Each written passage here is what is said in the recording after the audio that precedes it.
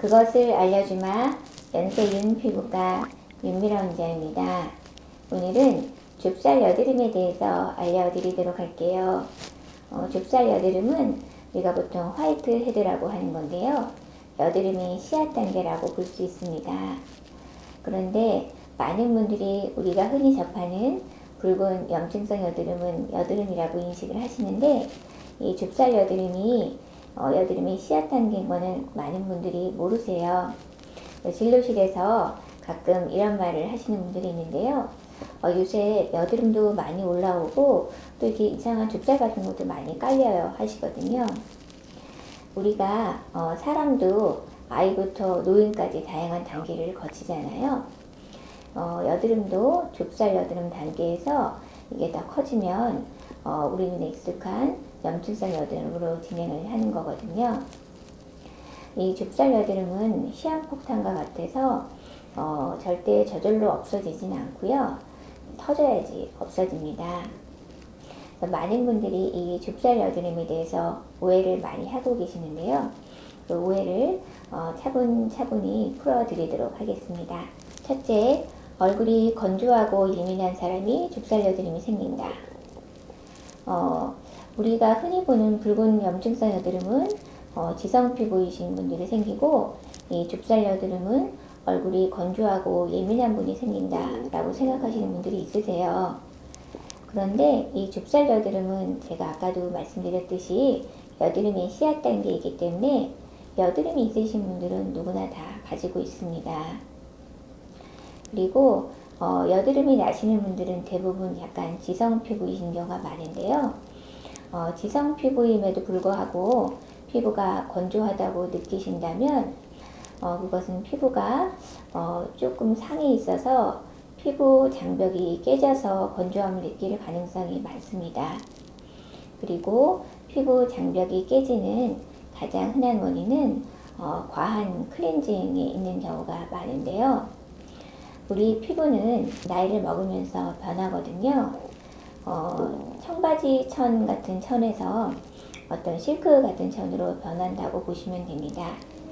이게 무슨 말이냐면 우리가 청바지는 막 세탁기 돌리잖아요. 더러워지면. 하지만 실크 스카프는 더러워졌다고 해도 세탁기 함부로 못 돌리시죠. 실크천이 상할까봐.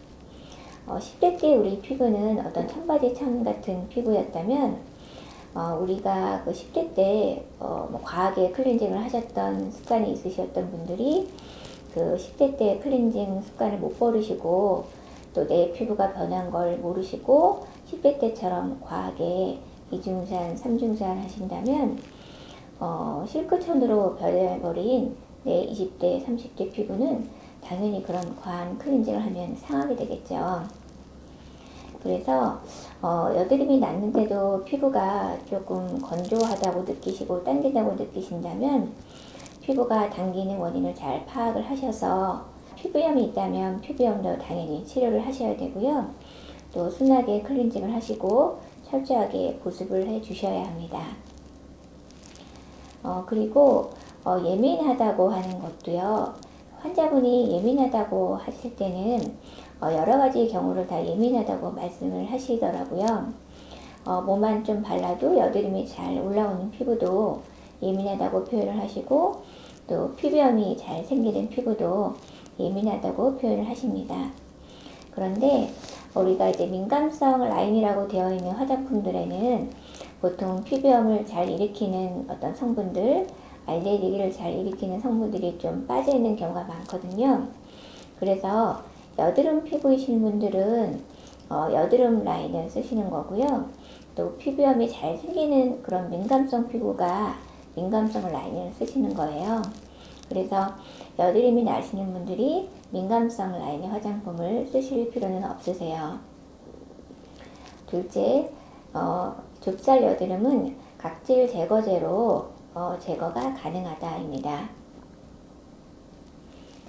사실 시중에서 파는 웬만한 각질 제거제로는 좁쌀 여드름을 없앨 수가 없습니다. 특히 러빙하는 타입의 각질 제거제로 피부를 문질문질 하시면 문지르는 자극이 좁쌀 여드름을 터뜨려서 오히려 화농성 여드름으로 진행을 하게도 만들고요. 물론 그 약산성 성분이 들어있는 와하 성분이나 이런 것들이 들어있는 각질 제거제는 피부 어떤 피지를 조금 녹여주고 블랙헤드를 녹여주는 정도까지는 할 수 있지만 좁쌀 여드름까지 제거하기는 좀 힘들어요.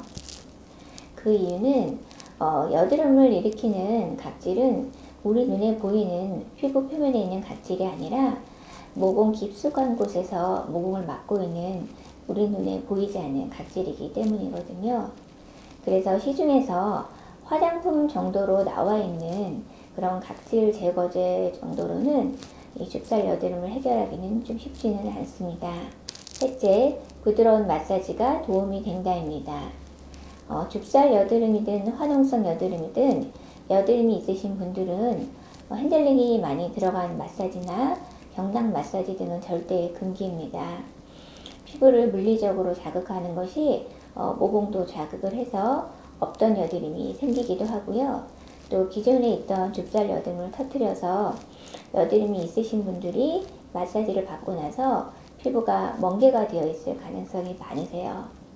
그래서 피부에 물리적 자극을 주는 것도 여드름 나신 분들, 좁쌀이든 화농성이든 여드름 나시는 분들은 상당히 조심하셔야지 됩니다. 넷째, 좁쌀 여드름은 유수분 밸런스가 맞지 않아서 생기는 거라 물을 많이 먹어주면 도움이 된다입니다. 사실 피부 보습은 물을 많이 먹어서 해결되기는 좀 힘들어요.